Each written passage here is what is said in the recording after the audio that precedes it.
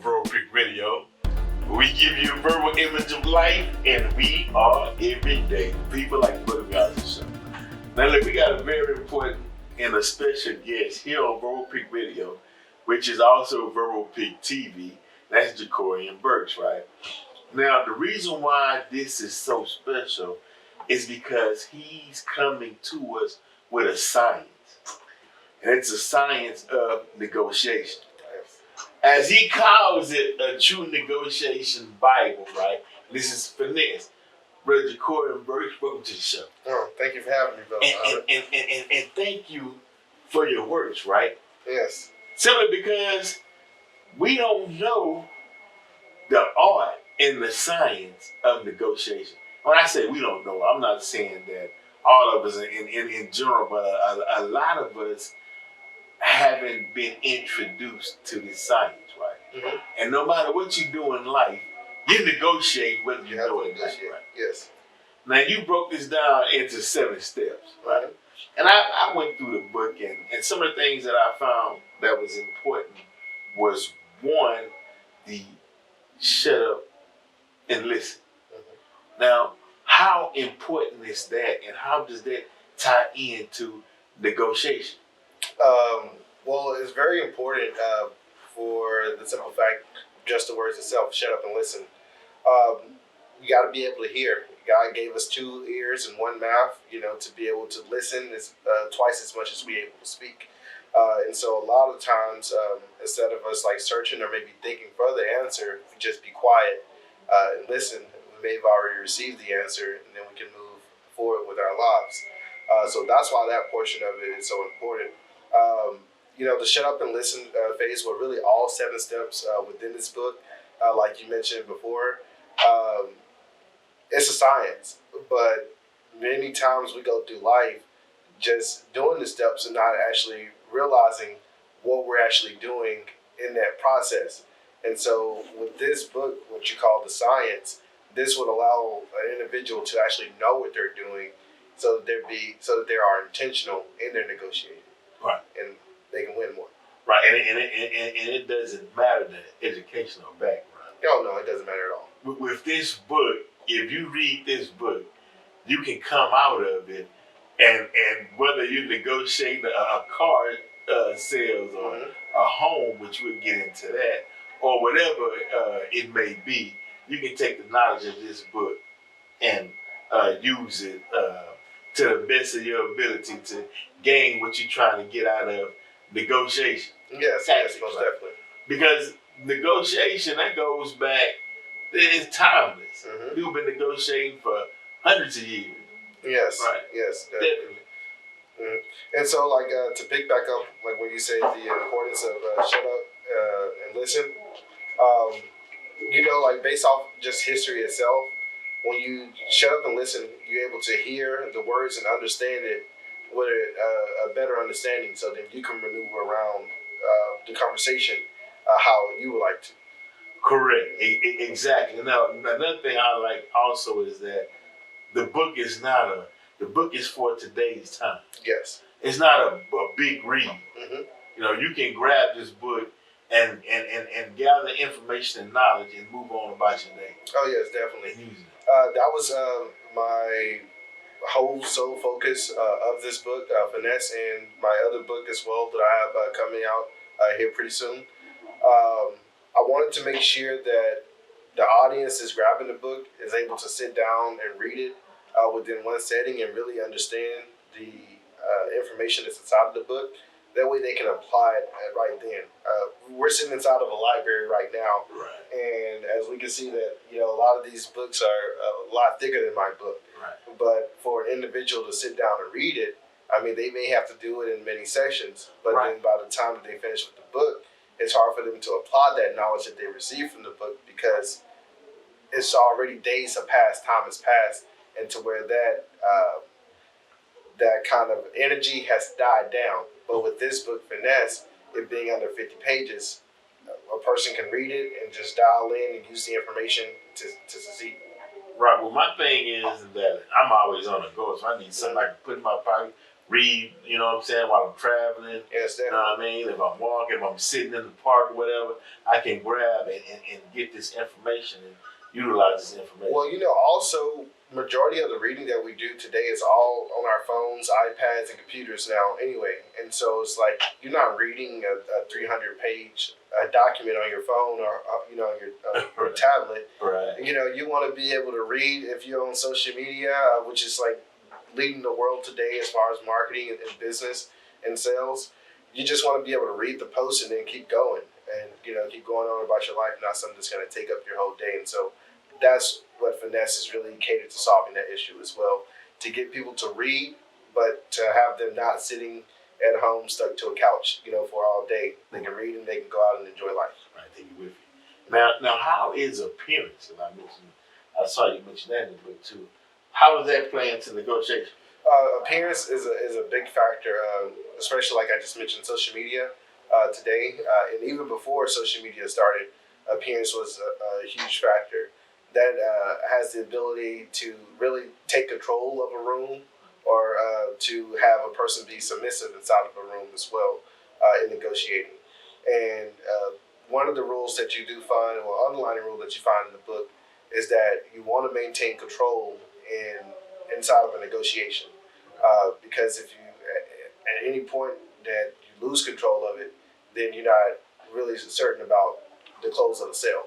Okay, right. Mm-hmm. So say for instance, I have a home that I want to sell, right? Yes. And say that the home may be above market price. Okay. Right. I'm trying to get all I can out the deal, right? And you come and you approach me and you interested in a home.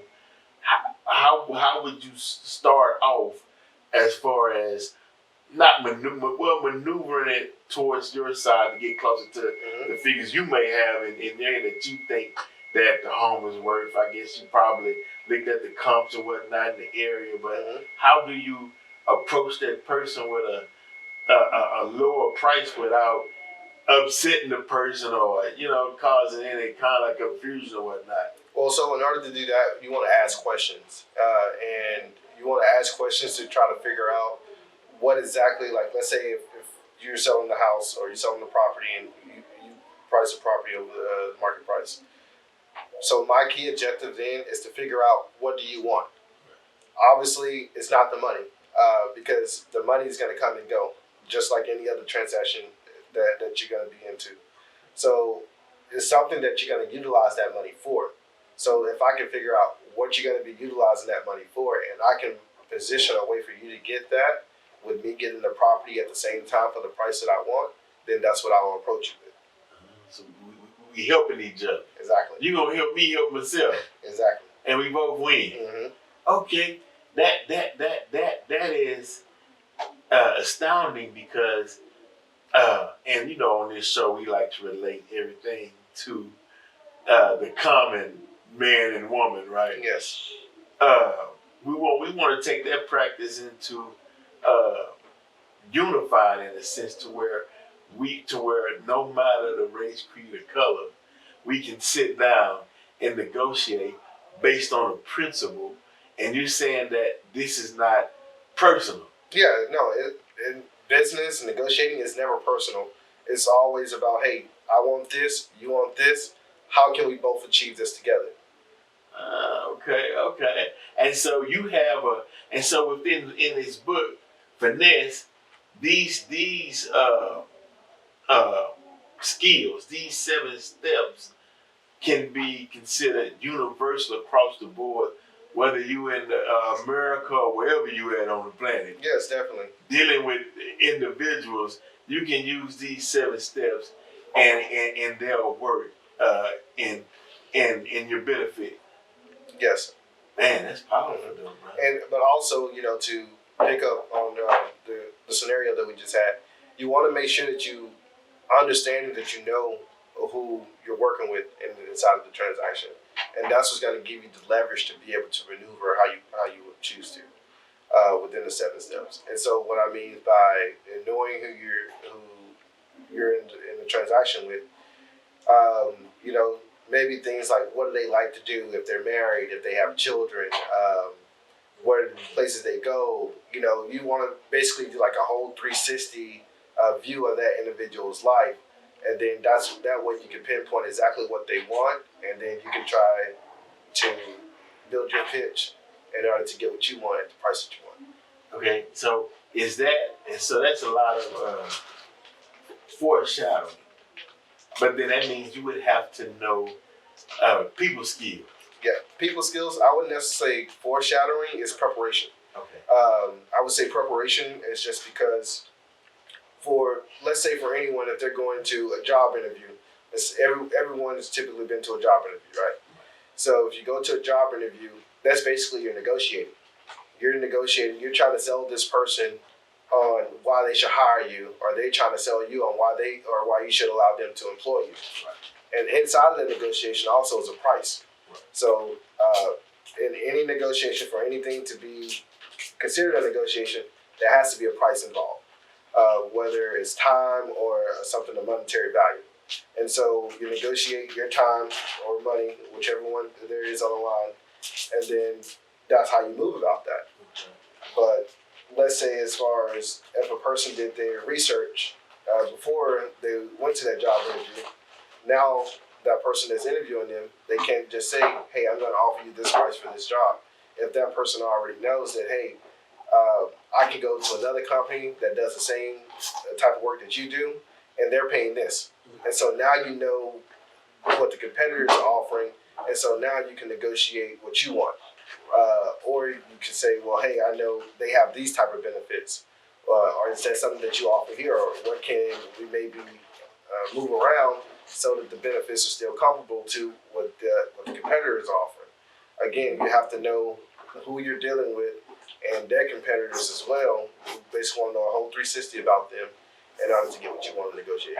Okay, so if you sleep, I mean, you missing out on a lot. Oh yeah. Meaning that if you just walk into a negotiating situation and you haven't viewed values of something similar in that area, house per se, then they can put any number on the table if you don't have nothing to compare it to. Exactly. And so they would know you don't know. Mm-hmm. And so we actually see that in every profession in America, from the justice system, whether there's a defendant who doesn't know, the crime that he committed, and he doesn't know how it's punishable, then that judge can throw whatever number he wants at that particular defendant. Right. And they don't know. So exactly, the judge just won that negotiation. Right. And everything else. Wow, excellent. Because I was reading in here too, as far as body language in the sense. Mm-hmm. You have to be a stout on that as well. Yes. Mm-hmm. Wow. So body language pretty much tells you, and this is another part of the shut up and listen. Right. Listening is not just by the ears. Listening comes by the eyes, smell, and sense of feeling as well. Right. And so you can kind of tell how a person is feeling by their words, and also, with their body movement as well. Right. If a person is leaning forward, you can kind of tell, okay, well, this person is really interested in what I'm saying, so I need to dive deeper. If this person is leaning back, then, okay, maybe I need to transition on to the next part of the conversation. Okay. If this person is moving hands or something like that, that person is, nervous. And so I need to kind of go deeper into what I'm talking about to kind of alleviate some of that nervous or that stress. Or just, pause the conversation and ask them what's going on. Just because in negotiating, you never want to be talking and the person not listening to you. Okay. You always want to do everything with a purpose. Now, how can you tell if the person is engaged as far as listening or whatnot? Is it by they're following up with questions on what you said? Or so they may either follow up with questions on what you said, or you can read about body language. They'll either do a head nod, or they'll look into your eyes, to basically to make you aware that they're listening, they're following you, what you're saying. And so those are ways, that you can indicate it without actually having verbal. Mm-hmm. Or it may just be, simple, like, let's say we are talking about something and we shake hands, that's an agreement as well. And many people, still move past that. In the game of sales is really, if you want to be successful, you got to kind of like assume the sale. Okay. So it's like if we shake hands and we're talking about we're negotiating and we shake hands on an agreement, then I need to go ahead and move forward with whatever we talked about. Right. This time is of the essence. Exactly. Okay. Because if I deliver it to you in enough time, then you don't even have time to change your mind. Right. Now, this portion of the show, right, is for Black people in general, right? Yes. Because we went over 300 years without the ability to read or write because it was against the law, right? But yet at the same time, in a capitalistic society, negotiation was still being done all around us, Mm-hmm. right? And so we were trying to pick up on this art, and a lot of times we were behind the 300 years. I mean, they had a 300-year jump on us, right? Yes.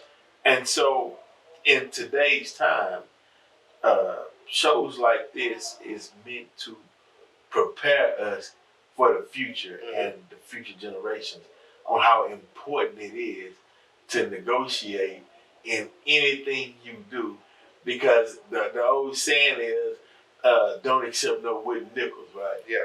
You know what I mean? Mm-hmm. But if you don't know any better, you'll get played left and right. Do. They would slaughter you in this game. Mm-hmm. You know what I mean? And so, when people like yourself come on the show to share that knowledge and take time to put it in a book, because we know the old saying, you want to keep anything away from Black folks, put it in the book. They not going to get it. And so that adds to, as far as like from my perception of things, that's the reason why there's so far of a gap between the knowledge of our constituents and us as well, because like you said, for 300 years we didn't know how to read or write, and so they had that upper hand on us, and so they were able to write books, pass them down to the next generation, for the next generation to read, pass it down to the next generation for the next generation to read. Right now, even the knowledge that majority of our Black scholars have, it comes from our counterparts' teachings and their writings. Right. And so if more of us can express our knowledge inside of a book and pass it down to our generations as well, we can close that gap. Well, yeah, because I can read this book, and it's like it's speaking to me from the way it was written, even though I know it speaks to anybody, any race across the board. But it's like, yeah, okay, I understand. It's put in a manner to which, yeah, okay, I can understand that. Yeah, and it's direct. Like there's no extra words or anything like that. Just trying to fill it up to make extra pages. Right. I'm giving you just straight meat. Yeah, the straight meat. Go get it. Yeah, go get it. Right, definitely. I mean, this is it. When you deal in a capitalistic society, when the market sometimes is up and it's down, and you got prices rising, and seeing, and the amount of money you're dealing with per year, per month, or paycheck to paycheck. Mm-hmm. By negotiating, you can save yourself some money. Oh yeah. Everything is up for negotiation, like you say. You want to get that sale, but we were taught to, just accept it, just take it. Meaning, you make this, or you when you read this book, the person that reads the book will almost treat it in a game in a sense where you would want to go in that store and test your skills. Mm-hmm. You looking at this price, right? There's $100 on the price. Man, let me get this down to $85. Put that other $15 in the gas tank. Yeah. You know what I mean? Mm-hmm. Hey, man, I see this shirt $85, and they got one, cross $100. They got one that's $85. I'll give you $87 for it. Mm-hmm. That's a sale. They got the power. It does. Because we don't understand markup. Yeah, we don't understand the markup, and then we also don't understand the power that mentions in the book, the power of walking away. Come on. If you're able to walk away, let's say you give me a price of $100, for an item, and I don't feel like it's worth $100. Well, if I walk away from that, I'm pretty sure I can go down the street to someone else who's selling that same product for another price. We have to remember, and I think this is something that we forget in the sale, is that we always say that there's nothing new under the sun. Right. Well, if there's nothing new under the sun, you don't have to get it from one person. There's plenty of people that you can get it from. Right. You just have to make sure that it's in line with what you want. Right. True. Well, because, man, look.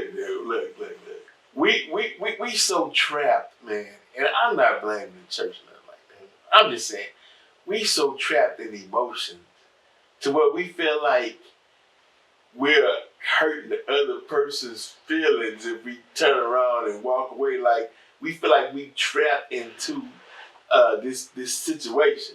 Like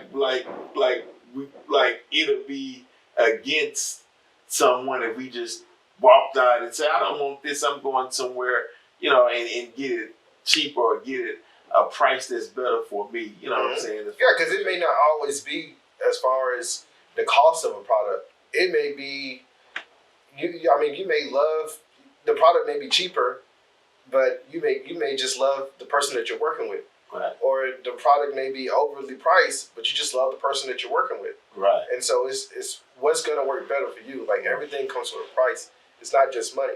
It's your time. It's your energy. It's all factors that goes into that. But you're right. Like, walking away is really like the biggest downfall for us, is because we don't know how to just do that. Yeah. It's not about emotion. Mm-hmm. It's not about emotion. Yes. It's about you, the individual, and what's best for you. And these are steps, 7 steps, and skills that you can use to get the outcome that you desire. Mm-hmm. Yeah, and walking away, there's many different people out there who's doing what you're trying to achieve. Mm-hmm. If one person, like you said, you go into the store and something is $100 and you want it for $85, yeah, then just don't get it at that place. Put your $15 in the tank, go somewhere else and spend your $85 on what you can get it for, or go online and shop it there. Someone wants your $85. Right. Right. And so we shouldn't feel bad whether it's a family member, friend, co-worker, or somebody and they're like, oh, come on, spend with me, man. I thought we was partners. How you gonna take your money somewhere else and so and so? Mm-hmm. And it's like, no, this is an art. This is something that can benefit me.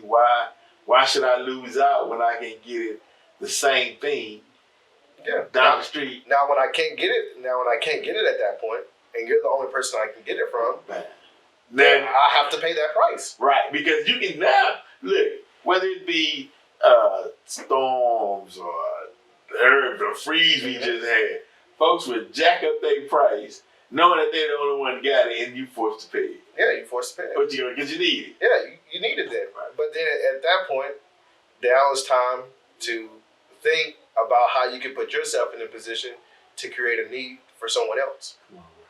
Supply and demand. Mm-hmm. Supply and demand. Right. This is negotiation class 101 yes. with Jahcorrian and Burkes, right?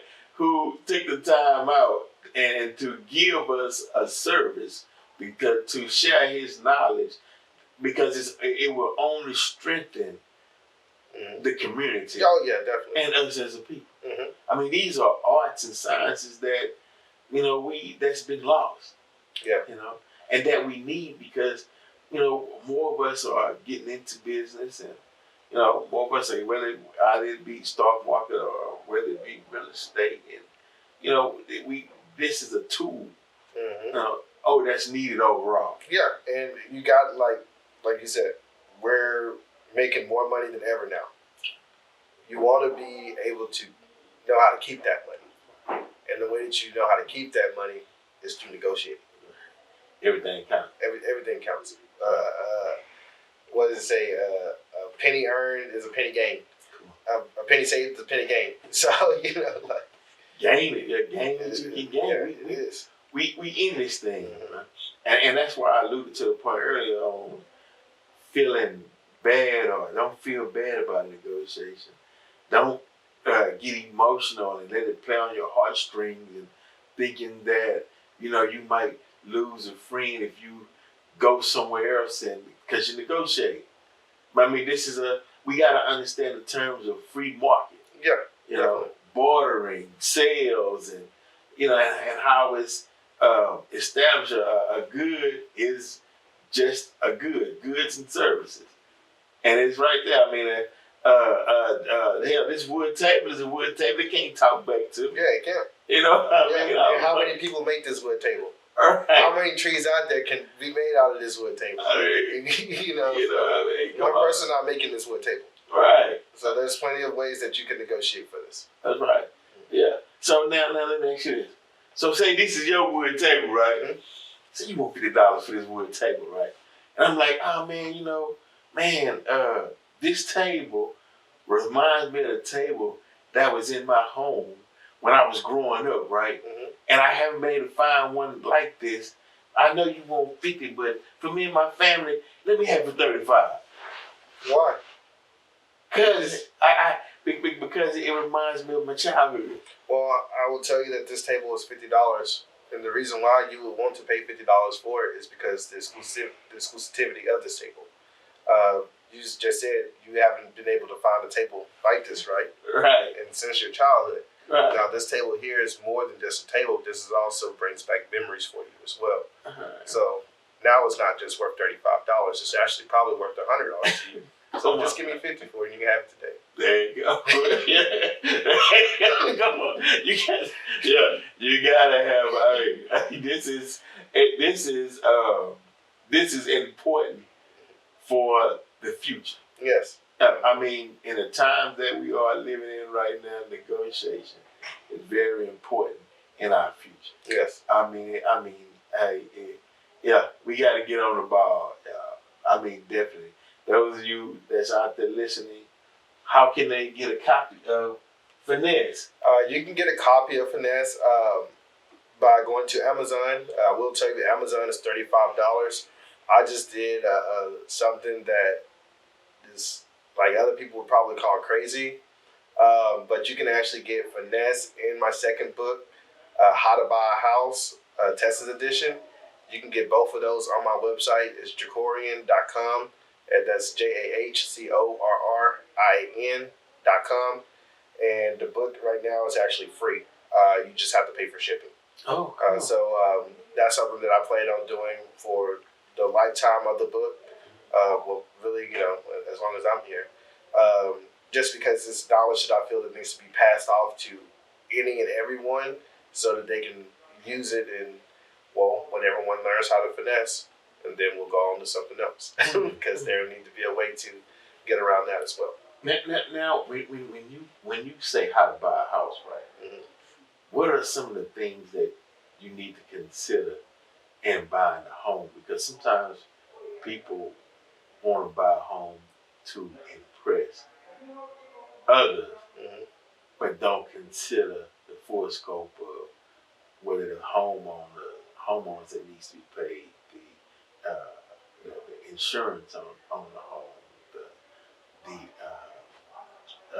not equity. What I'm trying to say, when you put your money in every month, mm-hmm. I can't even talk about that.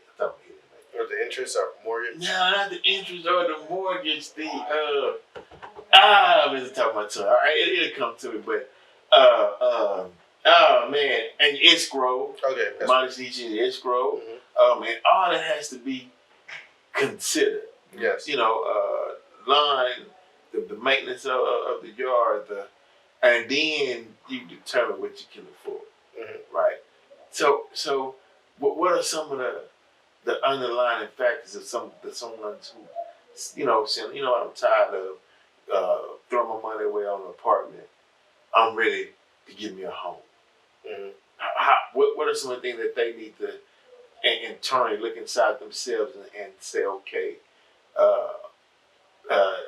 this is the type of home I should be looking for, or this is the area I need to be looking for, or this is what I can afford. What are some of the key factors in deciding? So there's ultimately, you know, you have to go through lender or loan originator in order to get your pre-approval for a home if you're going to be financing. But for a person that has not hit that step yet, some things that they want to consider. Well, first and foremost, they want to consider their credit score. After their credit score, after showing that, preferably it needs to be a 620 or higher. But there are some lenders who can get you approved for a 580 or higher. So let's say a 620 or higher. The next thing you need to make sure that you have is at least four lines of credit, whether that's your credit cards or as far as rent or just something that you're getting billed for every month that's repeatedly. And then the next thing you need to look at is how much you're actually paying for rent.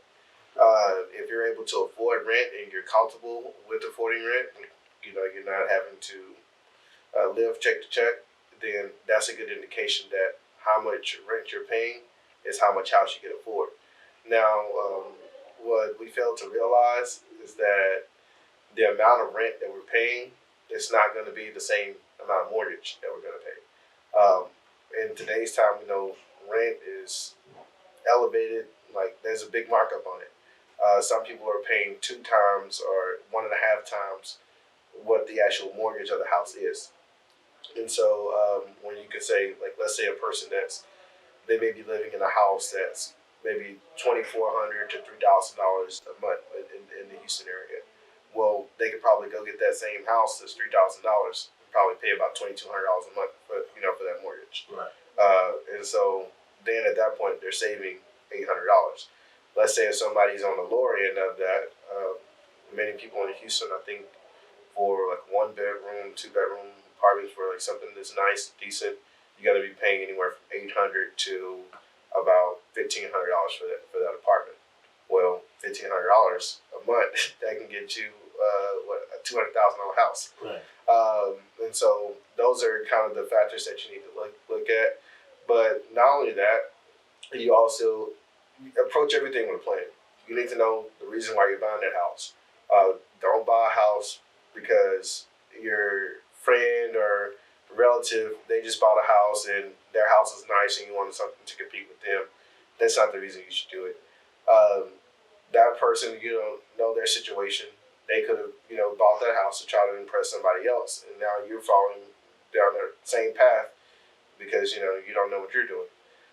Other factors that you should possibly look at when purchasing a house, like I said, approaching with a plan, but knowing what you want to purchase the house for. Is it going to be for a home for you to live in? Is it going to be an investment property? What is it going to be for, and what are you expecting to do with that home after 5 years of being inside of it?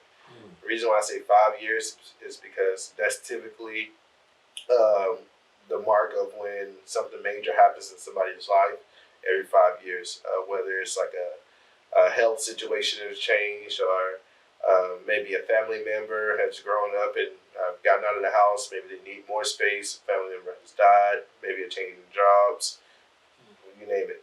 You need to be thinking about what you got to do 5 years after you get inside that home. And that will help you be able to decide, okay, well, what's going to be my next step and how much home should I buy now? Cool. Planning and everything. Mm-hmm. Definitely. Oh, man, definitely.